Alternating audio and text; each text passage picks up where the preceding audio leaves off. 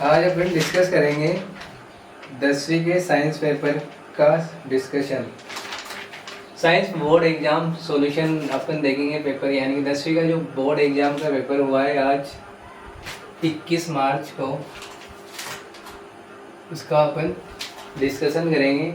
हर एक क्वेश्चन को यहाँ पे अपन देखेंगे कि उसका आंसर क्या है और सभी अपने आंसरों को मैच करना। सबसे पहला क्वेश्चन है इसमें, कौन सी अंतःस्रावी ग्रंथि शरीर की वृद्धि के लिए उपापचय का नियमन करती है? यानी कि इसमें अपन को सही का जवाब ढूंढना है। तो इसमें जो ऑप्शन है, थाइमस ग्रंथि, थायराइड ग्रंथि, एड्रिनल ग्रंथि, अग्नाशय ग्रंथि। तो इसका जो राइट जो जवाब है या आंसर है इसका पहले का, वो है बी, यानी कि ब वाला, थायराइड ग्रंथि।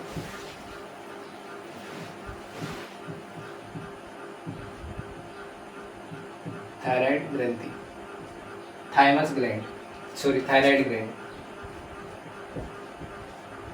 Thyroid gland. दूसरे क्वेश्चन को अगर देखें तो कौन से जीव में पुनरुद्भवन, पुनर्जनन द्वारा नए जीव की उत्पत्ति हो सकती है? तो पुनर्जनन यानी कि पुनरुद्भवन जो पाया जाता है वो प्लेन एरिया में पाया जाता है, यानी कि पहले का जो दूसरा है उसमें ए वाला ऑप्शन आएगा, प्लेन एरिया।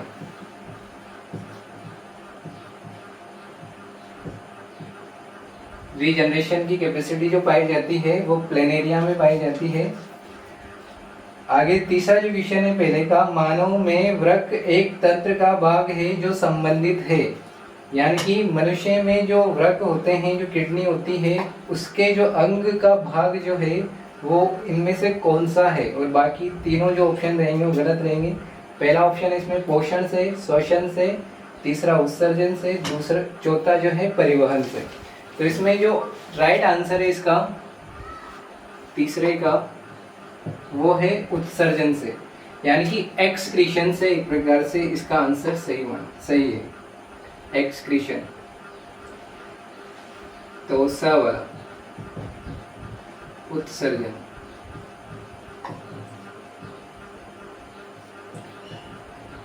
एक्सक्रीशन।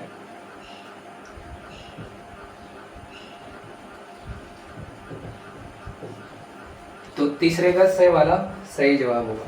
अगला क्वेश्चन है पहले का चौथा, अवसाना में निम्नलिखित में से कौन सा पादप हार्मोन का उदाहरण है?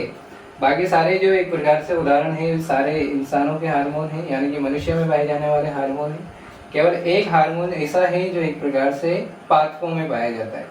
तो इसका दे वाला आंसर करेक्ट है, साइटोकाइनिन। साइटोकाइनिन। नेक्स्ट देखें अपन, एक संकरण में F2 पीढ़ी का जीन प्रारूप अनुपात होता है, यानी कि एक संकरण में अपन को F2 पीढ़ी का जीन प्रारूप अनुपात दिखाना है इसका। तो इसमें जो आंसर है इसका पांचवे का, वो है 1:2:1, 1:2:1। तो ये जो है इसका जीन प्रारूप अनुपात है, यानी कि ये जीनोटाइप है, जीन प्रारूप अनुपात। अगर ये लक्षण प्रारूप अनुपात पूछता है, यानी कि फिनोटाइप पूछता, तो वो आता है इसका 3:1। जो नहीं पूछा अपन को ये पूछा है, तो इसका जो करेक्ट आंसर है ए वाला है। और ये अगर ये तब आता है इसमें जब इसमें पूछता है ये लक्षण प्रारूप अनुपात। मेंडल के चैप्टर में अपन ने पढ़ा है,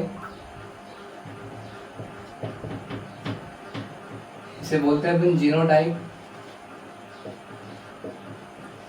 और इसे बोलते हैं फिनोटाइप।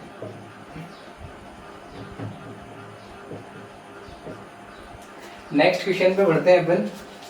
नेक्स्ट है, निम्नलिखित में से कौन सौर ऊर्जा का स्थिरीकरण करके विषम पोषियों के लिए ऊर्जा उपलब्ध करवाते हैं?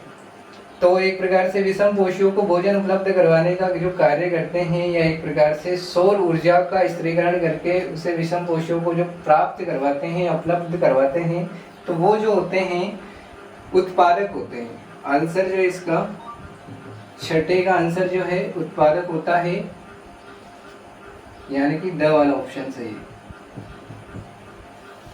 उत्पादक, जिसे अपन बोलते हैं प्रोड्यूसर। प्रोड्यूसर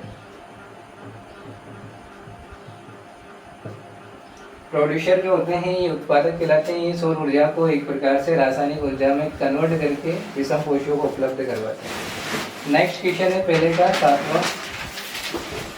गोलीय दर्पण की वक्रता त्रिज्या r एवं फोकस दूरी f में संबंध है।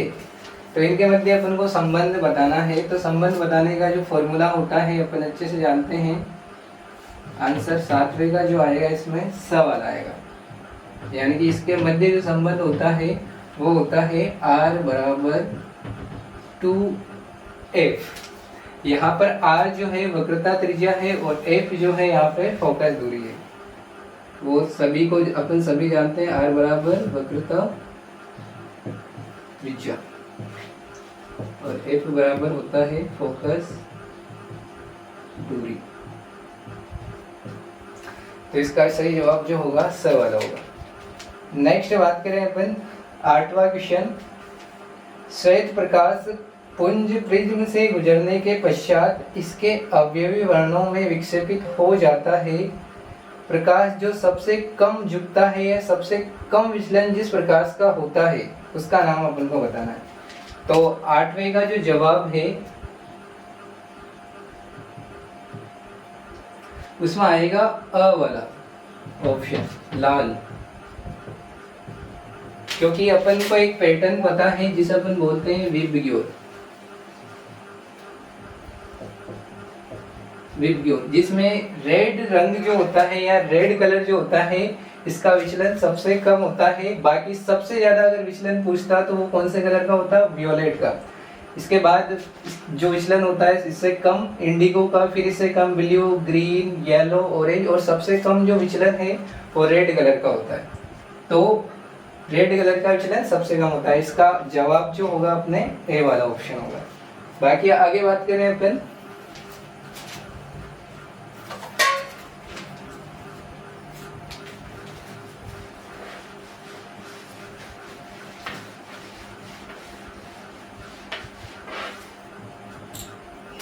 नेक्स्ट क्वेश्चन अपना, दिए गए परिपथ चित्र में बिंदु P एवं Q के मध्य तुल्य प्रतिरोध याद करना है अपन को। तो अपन को डायग्राम जो दिया गया है इसके मध्य अपन को तुल्य प्रतिरोध निकालना है और ये अपन ओम के नियम से अच्छे से निकाल सकते हैं। अपन ने श्रेणी क्रम, समांतर क्रम, संयोजन के बहुत सारे सवाल किए हैं रेगुलर क्लासों में, तो उसके माध्यम से अपन इसका तुल्य प्रतिरोध निकालते हैं। तो अपन को ये A दे दिया है और ये B दे दिया है, तो इसके मध्य अपन को तुल्य प्रतिरोध निकालना है। यानी कि इस प्रतिरोध का जो मान दिया है इसके लिए अपन को ये दिया है 4 ओम, इसके लिए अपन को दे रखा है 2 ओम और इसमें भी 2 ओम दे रखा है। तो इसके मध्य अपन को तुल्य प्रतिरोध निकालना है। तो तुल्य प्रतिरोध सिंपल सा है, अपन निकाल सकते हैं। तो निकालने का सिंपल सा तरीका है कि ये दोनों श्रेणी क्रम में लगे हुए हैं, तो पहले इनको सोल्व कर लेते हैं। और श्रेणी क्रम का फॉर्मूला अपन जानते हैं कि R सीरीज बराबर होता है R1 प्लस R2। दो ही एक प्रकार से तार जुड़े हुए हैं श्रेणी क्रम में, तो अपन को 2 तक ही काम चला लेना इससे। और R सीरीज अपने पास निकल कर आ जाएगा 2 ओम 2, तो ये हो जाएगा 4 ओम।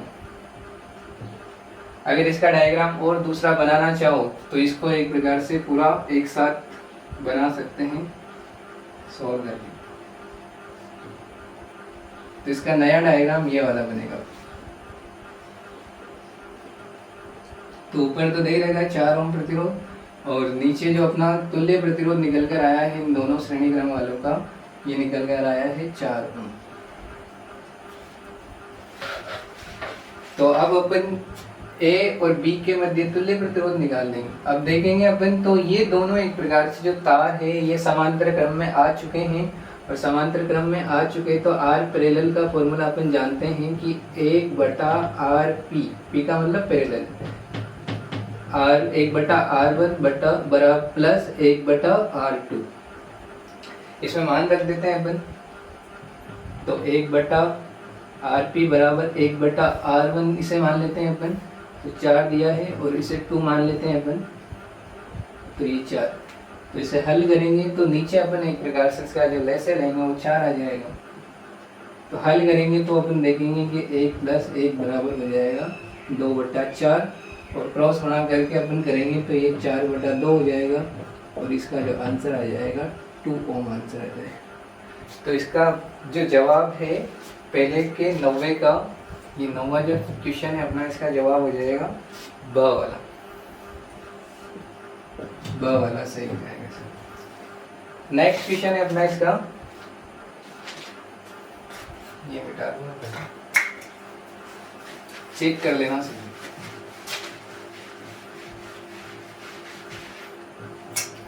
नेक्स्ट है, निम्नलिखित में से सबसे अच्छा विद्युत का चालक है।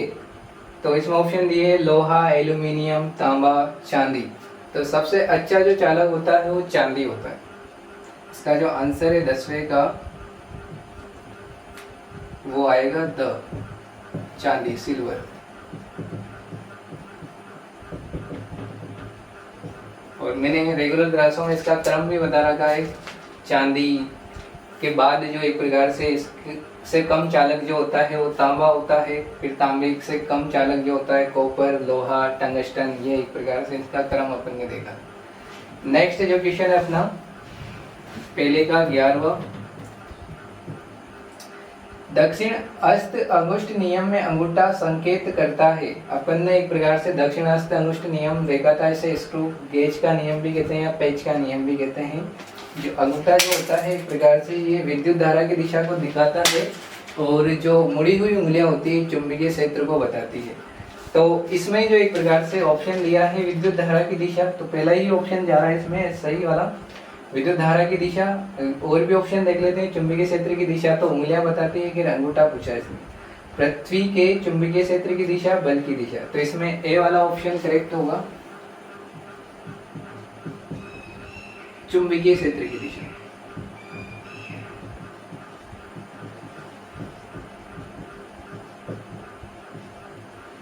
नेक्स्ट क्वेश्चन देखें अपन, चित्र अनुसार चुंबकीय क्षेत्र के लंबवत रखे चालक में विद्युत धारा प्रवाहित हो रही है, चालक पर आरोपित बल की दिशा ज्ञात करनी है। इसमें बल की दिशा बतानी है अपन। तो मैं डायग्राम बनाता हूँ, इसमें किसे क्या दिया है। ये तो इसने चुंबकीय क्षेत्र दे दिया, इसने लेफ्ट से राइट, ये लेफ्ट से राइट जो है चुंबकीय क्षेत्र की दिशा है, और इसमें धारा की जो दिशा है वो एक प्रकार से दे दी है नीचे से ऊपर, यानी कि एक प्रकार से जो धारा बह रही है वो इस चालक कार में नीचे से ऊपर बह रही है। तो अब इसमें अपन को क्या ज्ञात करना है, आरोपित बल की दिशा ज्ञात करनी है। और आरोपित बल की दिशा ज्ञात करने का जो एक प्रकार से नियम होता है वो अपन ने पढ़ा था दक्षिण हस्त अंगुष्ठ नियम के अलावा जो और नियम थे, फ्लेमिंग के दाएं हाथ का नियम होता है और फ्लेमिंग के बाएं हाथ का नियम होता है। अब इसमें अपन नियम लगाएं तो देखा जाए तो ये जो अंगूठा होता है चालक तार में विद्युत धारा की दिशा को बताता है, और मुड़ी हुई उंगलियां जो होती है एक प्रकार से ये चुंबकीय क्षेत्र की दिशा को बताती है। अब अपन को एक प्रकार से बल की दिशा ज्ञात करनी है, तो बल की दिशा ज्ञात करने के लिए इसमें जो बल होगा ये एक प्रकार से कागज के अंदर की तरफ जाता हुआ नजर आएगा, ऐसे नहीं बाहर वाला नहीं। अपन को एक प्रकार से पहले जो उंगलियां पहले जो अंदर जा रही है उससे अपन को पता करना है। तो इससे क्या होगा, अपन को चुंबकीय बल की दिशा पता चलेगी। तो इसमें जो जवाब आएगा इसका 12वें का वो कागज के भीतर की ओर जाते हुए आएगा, द वाला ऑप्शन,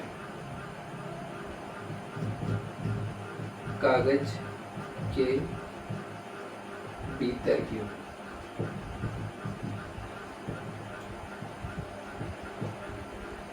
नेक्स्ट क्वेश्चन है अपना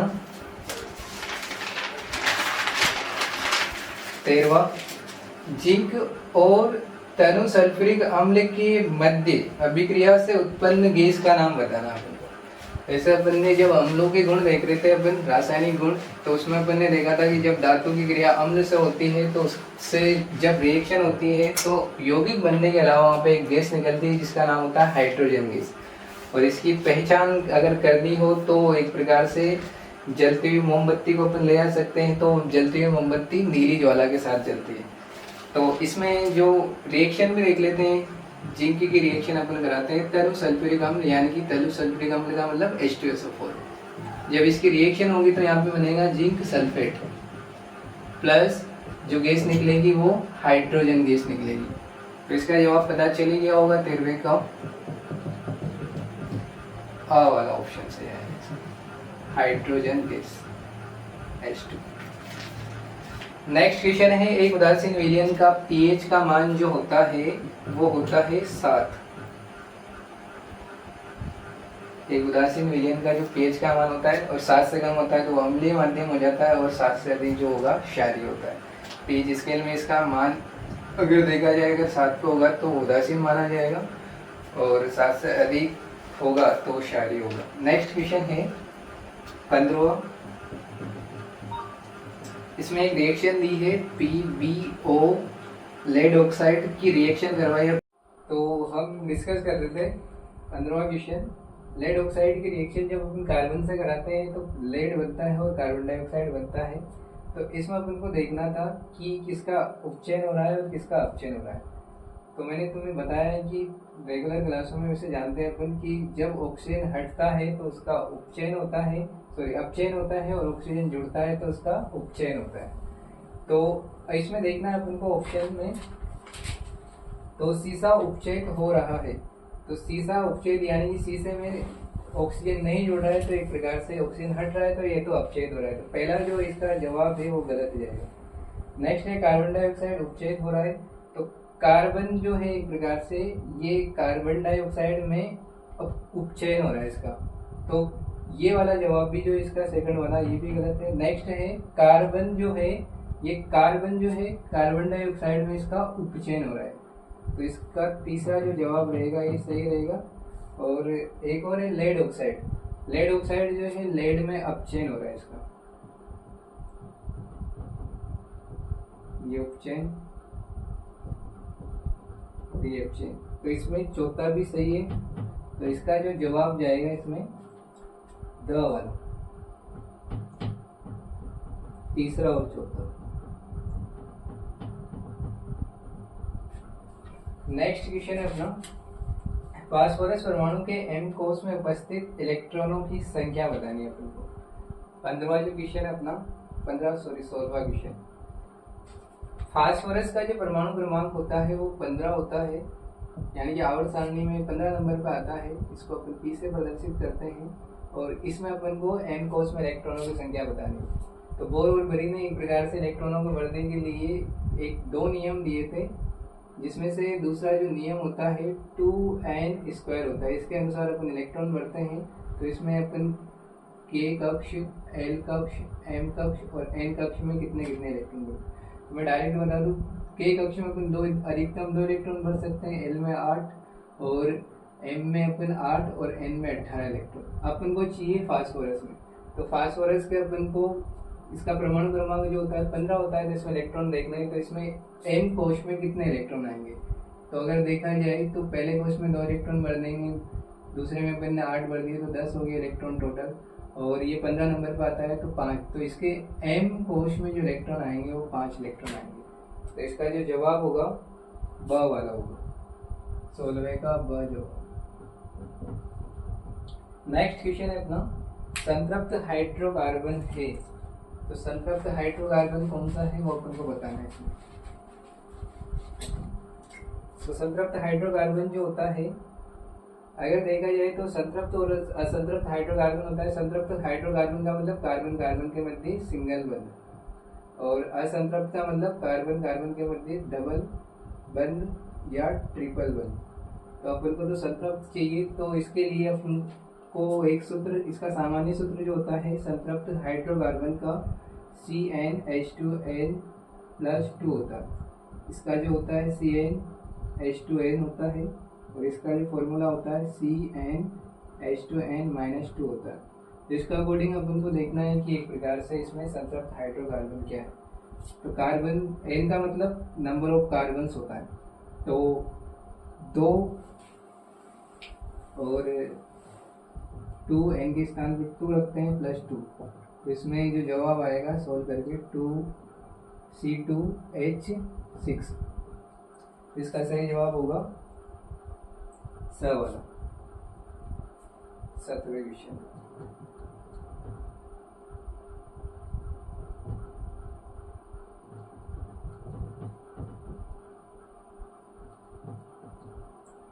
C2H6। नेक्स्ट क्वेश्चन है 18वां क्वेश्चन। मेथेन CH4 में उपस्थित सहसंयोजक आबंधों की संख्या बताएंगे। इसमें बंधों की संख्या बतानी है। तो बंधों की संख्या अगर देखें तो इसका अपन को सामान्य सूत्र जो होता है मेथेन का CH4 होता है, इसकी विस्तृत बिंदु संरचना बनाते हैं अपन। तो इसमें ये जो होते हैं आबंध या सहसंयोजक बंध कहलाते हैं। और इसमें देखो कितने बंध है, 1 2 3 4। तो इसका सही जवाब जो होगा 18वें का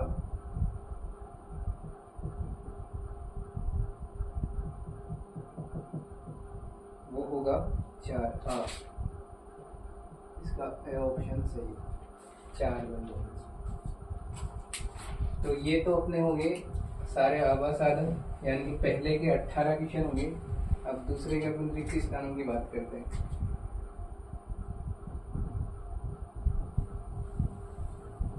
रिक्त स्थान का पहला जो है हार्मोन की क्रियाविधि यानी हार्मोन की क्रिया को क्रियाविधि नियंत्रित करती है। Mechanism regulate the action of hormone. तो इसका जो जवाब होगा फीडबैक। इसे अपन हिंदी में बोलते हैं पुनर्भरण।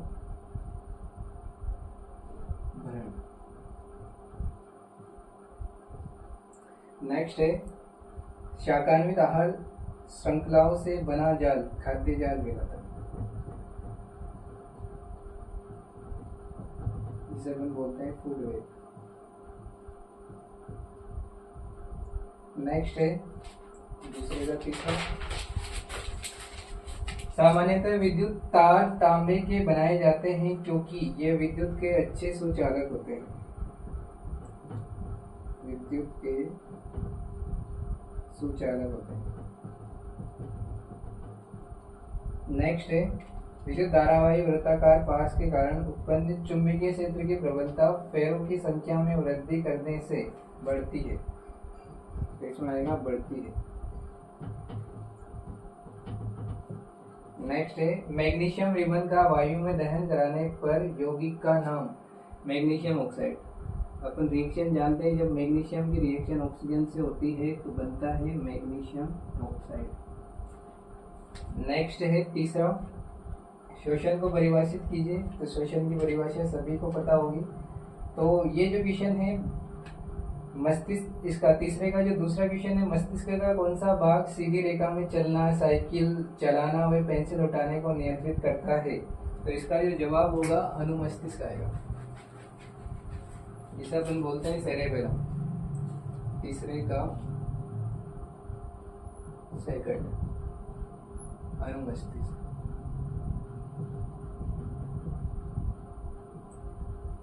सेरेबेलम। तीसरे की बात करें अपन तो इसका जवाब होगा उभयलिंगी पुष्प का उदाहरण या तो मटर बता दो या इसके अलावा गुड़हल भी हो सकता है। तो अपन को एक का ही बताना होगा। नेक्स्ट है मेंडल के प्रयोग में मटर के सफेद फूल का विपर्यासी लक्षण जो होता है वो होता है बैंगनी, यानी कि तीसरे के चौथे का जो जवाब आएगा इसमें बैंगनी आएगा। नेक्स्ट है निकट दृष्टि दोष से आप क्या समझते हैं। तो निकट दृष्टि दोष जो होता है इसमें निकट की वस्तुएं तो साफ दिखाई देती है लेकिन दूर की साफ दिखाई नहीं देती, और इसका जो निवारण किया जाता है अवतल लेंस लगाकर किया जाता है।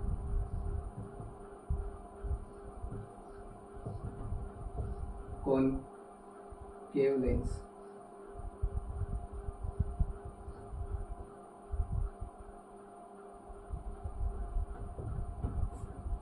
नेक्स्ट है परिपथ में विभवांतर का मापन किस यंत्र के द्वारा किया जाता है?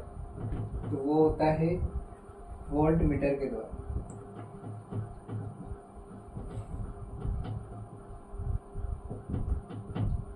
नेक्स्ट है 7वां, किसी विद्युत धारावाही परिनालिका के कारण उत्पन्न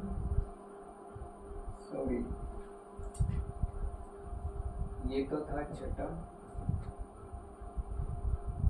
चौथा हो गया, 5वां रह गया था अपना, तो 5वां यहाँ बता देता हूँ मैं।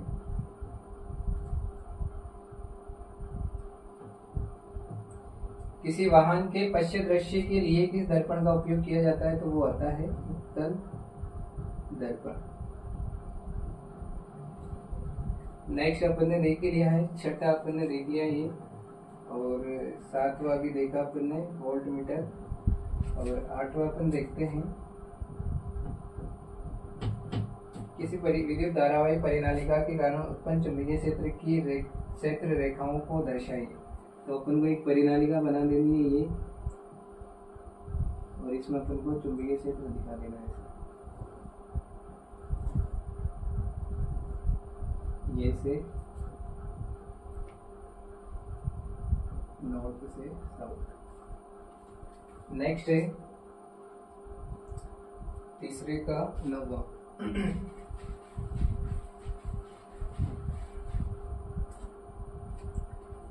इसमें रिएक्शन दी है कैल्शियम ऑक्साइड की रिएक्शन अपन कराते हैं जल के साथ, तो ये देगा अपन को X प्लस ऊष्मा। तो अपन को X का नाम बताना है यहाँ पे, तो यहाँ पर बनेगा कैल्शियम ऑक्साइड जब रिएक्शन करता है H2SO यानी जल के साथ, तो यहाँ बनेगा बुझा हुआ चूना, जिसे अपन बोलते हैं कैल्शियम हाइड्रोक्साइड यानी कि CaOH का वोल्टाइज प्लस ऊष्मा वाहन। इसका जवाब आएगा X। नेक्स्ट है बीकर को चित्रित कीजिए, तो बीकर का कोई सा भी चित्र बना देना है इसमें, विलियम भर देना उसमें ऊर्जा। नेक्स्ट है इसका कार्बोक्सिलिक अम्ल में उपस्थित प्रकार्यात्मक समूह का सूत्र लिखिए, तो उसका जो सूत्र होता है COOH होता है। नेक्स्ट है अम्ल के जलीय विलयन को विद्युत परिपथ में लगाने पर परिपथ में लगा बल्ब जलने लगता है। इस प्रेक्षण का विश्लेषण करके एक विद्यार्थी ने अम्ल के जलीय विलयन के कौन से गुण को सिद्ध किया है? तो इसने एक प्रकार से H प्लस आयन वाले गुण को इसने सिद्ध किया एक प्रकार से, तो इसमें H प्लस आयन की सांद्रता को बताया इसने। नेक्स्ट है चौथा क्वेश्चन, वायवीय तथा अवायवीय शोषण में अंतर लिखिए। इसमें अपन को अंतर बता देते हैं, तो वायवीय शोषण जो होता है वायु की उपस्थिति में होता है, अवायवीय शोषण वायु की अनुपस्थिति में होगा। तो इसमें 2 अंतर या 3 अंतर लिख देने हैं अपन को। नेक्स्ट है पादपों में प्रकाशन वर्धन गतियों को समझाइए। तो प्रकाश के प्रति होने वाली गति को प्रकाशन वर्धन गति कहते हैं। मानव के नर जनन तंत्र में पाए जाने वाले 2 अंगों के कार्य लिखने हैं। तो छठा जो क्वेश्चन है मानव के नर जनन तंत्र में, तो कोई से भी 2 अंग ले लेने हैं अपन को, जैसे कि अपन वर्षण ले लेते हैं टेस्टिस, और इसके अलावा शुक्रवाहिनी भी ले सकते हो। इन दोनों के कार्यों को बता देना। तो इसका कार्य जो होता है हार्मोन निर्माण करने का होता है, प्लस शुक्राणु निर्माण करने का होता है। और शुक्रवाहिनी का कार्य जो होता है शुक्राणुओं को वर्षण से शुक्राशय तक पहुंचाने का होता है।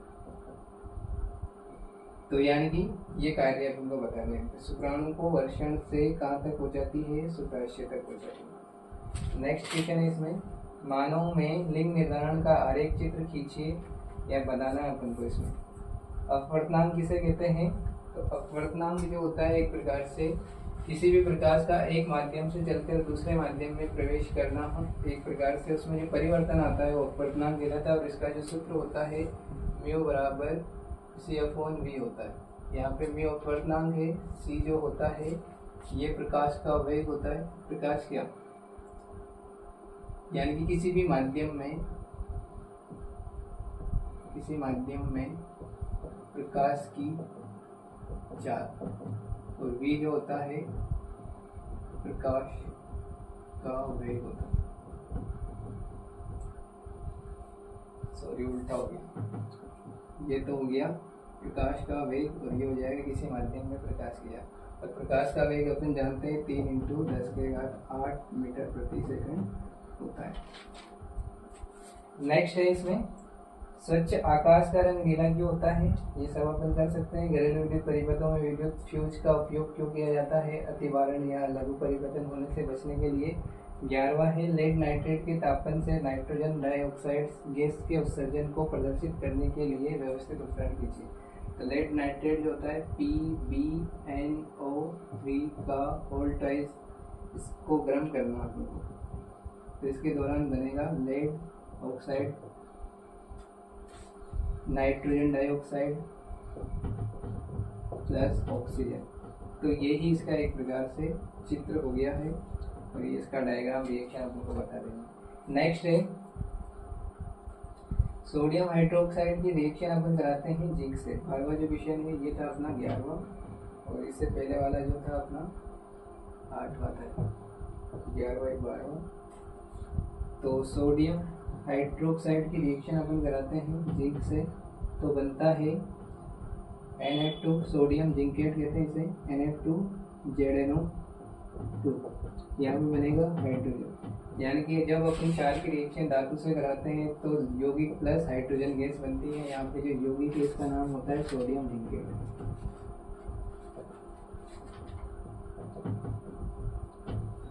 और ये इसका जवाब हो जाएगा अपना हाइड्रोजन गैस। नेक्स्ट है यदि कॉपर आर्द्र कार्बन डाइऑक्साइड में पड़ा रहता है तो इसकी सतह पर क्या प्रभाव पड़ेगा। तो सिंपल सा जवाब है, अपन ने अम्ल के दुष्प्रभाव में देखा है, तो इसकी सतह पर क्या प्रभाव पड़ेगा कि इसकी सतह जो हो जाएगी हरी हो जाएगी। तो रिएक्शन में देख लेते हैं अपन, जब कॉपर की रिएक्शन अपन कराते हैं CO2 से तो बनता है कॉपर कार्बोनेट CuCO3 जो होता है हरे रंग का। तो इसका जवाब आ जाएगा हरे रंग का कॉपर कार्बोनेट बनेगा। नेक्स्ट है ऋतुस्राव होने का कारण क्या है, यानी कि रेजोधर्म मेंस्ट्रुएशन साइकिल का कारण क्या है, इसकी अवधि लिखिए। तो इसका जवाब हो जाएगा कि जब शुक्राणु का अंडाणु के साथ निषेचन नहीं होता है, यानी कि निषेचन नहीं होता है, तो गर्भाशय की दीवार टूटकर रक्त के साथ 3 से 4 दिन तक बाहर आती रहती है, जिसे अपन बोलते हैं ऋतुस्राव। इसकी जो अवधि होती है वो वैसे इसका यानी कि मेंस्ट्रुएशन साइकिल का जो चक्र होता है 28 दिन का होता है नॉर्मली, ये बढ़ता घटता रह सकता है। और अगर बात की जाए तो फर्स्ट जो मेंस्ट्रुएशन होता है उसे अपन बोलते हैं रजोदर्शन।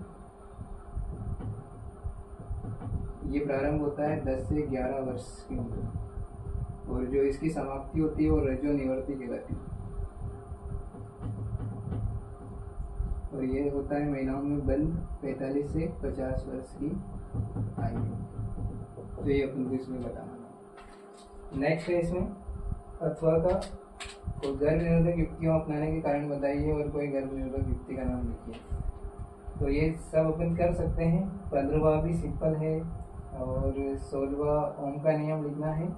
प्रतिरोध की परिभाषा लिखनी है, यानी कि धारा में उत्पन्न बाधा को अपन प्रतिरोध कहते हैं, जिसका मात्रक ओम होता है। माइक्रोन में तार के विभवांतर का धारा और विभवांतर के मध्य ग्राफ बनाना है। तो ये सिंपल सा ग्राफ बन जाएगा, विभवांतर और धारा, तो एक सीधी रेखा प्राप्त हो जाएगी। नेक्स्ट एक और साथ रिएक्शन को बताना अपन को। जब सोडियम हाइड्रोक्साइड की रिएक्शन अपन क्लोरीन से करवाते हैं तो क्षार बनता है और क्लोरीन गैस बाहर निकलती है, इसलिए इस रिएक्शन को अपन क्लोर क्षार अभिक्रिया कहते हैं। नेक्स्ट है अमीबा में पोषण की विधि को समझाना है। अग्नाशय द्वारा स्रावित प्रोटीन पाचक एंजाइम का नाम लाइपेज होता है। इसे शुद्रांश में पाए जाने वाले दीर्घरोमों को कार्य, तो ये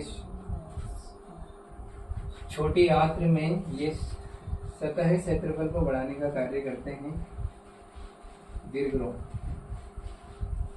तो ये कर सकते हो तुम सभी। नेक्स्ट है इसमें पैरामीशियम में पोषण के बीच से अमीबा की तरह तुमको इसमें करना है। मानव में जठर ग्रंथि द्वारा स्रावित प्रोटीन पाचक एंजाइम का नाम लिखिए। तो इसमें आ जाएगा प्रोपेप्सिन, प्रोरेनिन। वैसे प्रोपेप्सिन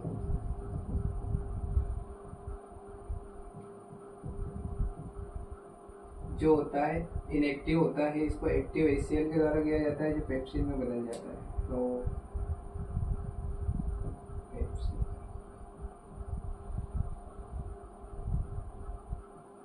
और ये जो फिर कार्य करता है प्रोटीन के ऊपर कार्य करेगा, प्रोटीन को बदल देता है प्रोटीओजेज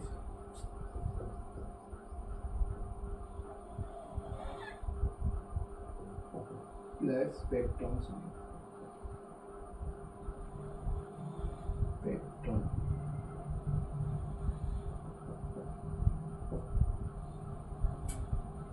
तो ये जो था 18वें का अथवा का दूसरा। नेक्स्ट है इसमें किसी बिंब को 16 सेंटीमीटर फोकस दूरी के अवतल दर्पण से, इसे करते हैं अपन 19वां।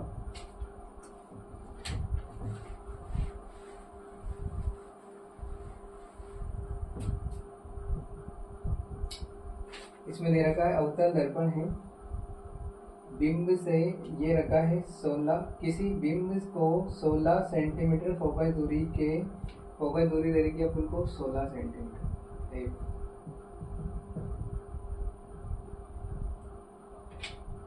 और इसकी जो अवतल दर्पण है तो फोकस दूरी माइनस में लेते हैं अपन।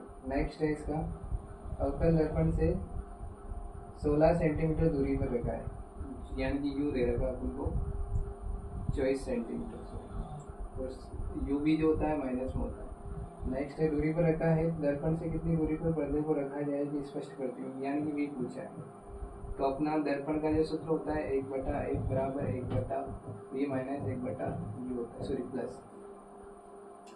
तो हल करते हैं 1/1 बराबर 1/1 अपन को दिया है -16, f अपने ने लिखी लिया है और v अपन को ज्ञात करना है, प्लस u अपन को जो दिया है -24 दिया है।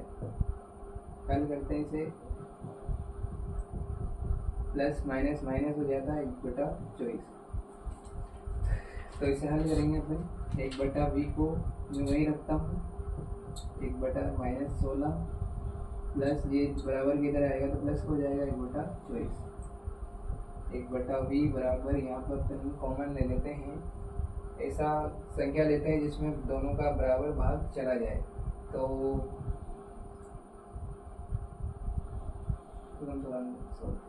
48 अपन यहाँ पे एक प्रकार से कॉमन ले लेंगे, प्लस लिया अपन ने तो 16 कम 16 16 32 16 से 48, 24 48। तो यहाँ पे आंसर आएगा -1/48। तो v अपना आंसर आ जाएगा -48 सेंटीमीटर।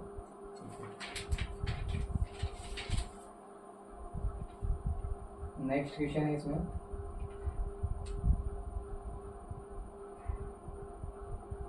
अवतल दर्पण के सामने उसके ध्रुव एवं मुख्य फोकस के मध्य स्थित बिंब के प्रतिबिंब का किरण आरेख बनाना। इसका किरण आरेख बनाते हैं। ये अपना अवतल दर्पण है, ये मान लेते हैं वक्रता के है, ये फोकस बिंदु है कैपिटल है, ये ध्रुव हो गया है। अपन ने दर्पण को यहाँ रखा, सॉरी बिंब को यहाँ रखा, ध्रुव और मुख्य फोकस के मध्य।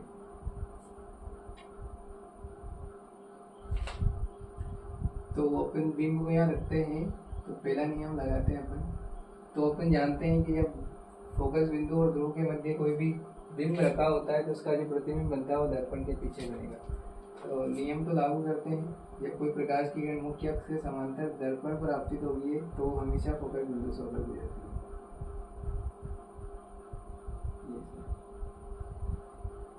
तो इसे आगे बढ़ाते हैं अपन। तीसरा नियम लागू किया अपन, तो इसका प्रतिबिंब यहाँ पे बनता होने जा रहा है।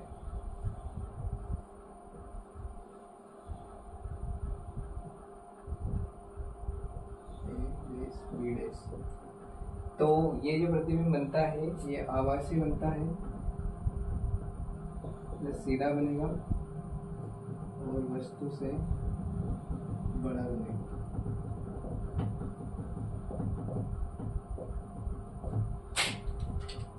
तो ये एक प्रकार से 19वें का सेकंड है,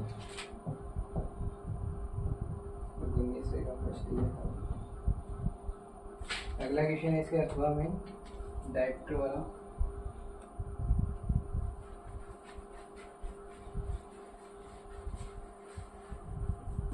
तो अपन को लेंस क्षमता का फॉर्मूला पता है, 1/1 बराबर P बराबर 1/1। तो अपन को इसमें लेंस की क्षमता अपन को 2 डायरेक्टर दी, अपन को एफ निकालना है। एफ बराबर हो जाएगा 1/2, और ये 1 मीटर है तो इसे सेंटीमीटर में कन्वर्ट कर देता हूँ मैं, तो 50 सेंटीमीटर आ जाएगा प्लस। और ये पूछा है कि किस प्रकार का बिंब है, दूरी और प्रकृति ज्ञात करनी। तो ये जो दर्पण हो जाएगा अपना, ये लेंस उत्तर लेंस, और ये तुम बना सकते हो इसका नेक्स्ट। चलो 20वें बात करते हैं। मिसेल की संरचना बनानी है, तो अपना ये पेपर सिंपल सा पेपर था, और इसमें चेक कर लेना सभी कि किसके कितने आ रहे हैं, और कमेंट बॉक्स में बताएं कि किसके कितने सही हुए, कितने नंबर आ रहे हैं। थैंक यू, धन्यवाद।